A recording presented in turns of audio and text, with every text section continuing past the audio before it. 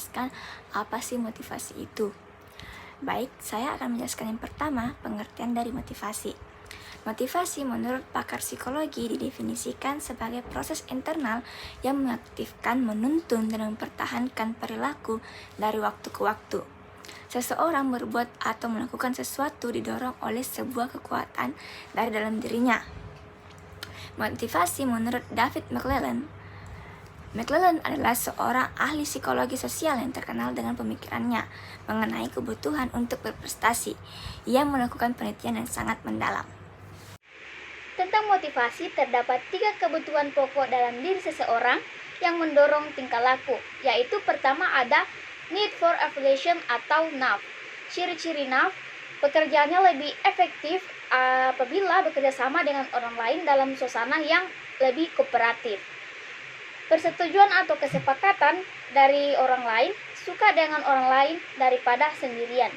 Yang kedua itu ada need for achievement atau nudge. Ada beberapa orang yang memiliki dorongan yang kuat untuk berhasil. Mereka lebih mengejar prestasi pribadi daripada imbalan terhadap keberhasilan. Adapun ciri-ciri nudge yaitu feedback tentang perbuatannya, resiko yang sedang di dalam perbuatannya. Need for power, adanya keinginan yang kuat untuk mengendalikan orang lain, untuk mempengaruhi orang lain, dan untuk memiliki dampak terhadap orang lain.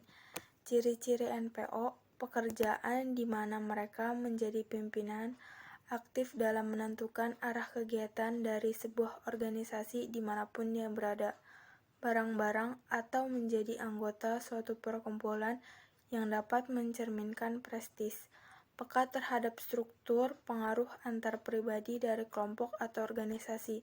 Ketiga kebutuhan ini akan selalu muncul pada tingkah laku seseorang dengan intensitas atau kekuatan yang tidak sama. Namun dalam teori ini, need for achievement, kebutuhan akan prestasi, mendapatkan penekanan yang lebih besar dalam pembelajaran, pemahaman yang baik tentang arti penting prestasi dengan sendirinya membuat seseorang berupaya untuk meraih prestasi yang setinggi-tingginya. Faktor-faktor yang mempengaruhi motivasi. Motivasi diri seseorang dapat dipengaruhi oleh beberapa faktor. Menurut McClelland, yang pertama, keinginan untuk mendapatkan pengakuan dari seorang yang ahli.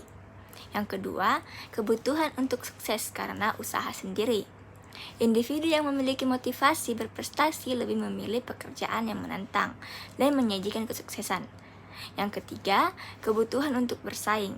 Individu memiliki keinginan untuk bersaing dengan orang lain, misalnya dalam prestasi di sekolah atau bahkan dalam pertandingan olahraga. Keinginan tersebut sangat mendasar dan merupakan kebutuhan manusia. Assalamualaikum warahmatullahi wabarakatuh. Perkenalkan, nama saya Ramdan Permantoro. Saya dari Fakultas Psikologi Universitas Bulusan Makassar. Kali ini saya mendapat bagian di slide 8 dan 9. Langsung saja. Jadi di dalam motivasi itu ada 2 bagian. Ada namanya intrinsic atau internal yang didapat dari dalam, dan extrinsic atau eksternal yang didapat dari luar. Nah, menurut Saiful Bahri, jadi intrinsic ini merupakan sebuah motivasi yang didapat dari dalam manusia, yang timbul dengan sendirinya gitu, karena setiap manusia ada gitu. Misalkan kayak lagi tidur gitu, terus menghayal kayak, bagaimana kalau misalkan melakukan suatu perubahan, mantap. Atau kalau misalkan bagaimana kalau misalkan kayak kerja sama tugas dengan giat, rajin, belajar dengan rajin dan lain-lain supaya bisa kami raih mimpiku dengan cepat dan tepat. Jadi seperti itu contoh dari motivasi intrinsic. Kalau misalkan ekstrinsic ini merupakan sama menurut dari beda. Kalau misalkan ekstrinsic ini ada juga pendapat dari Profesor A. Sadirman, ya.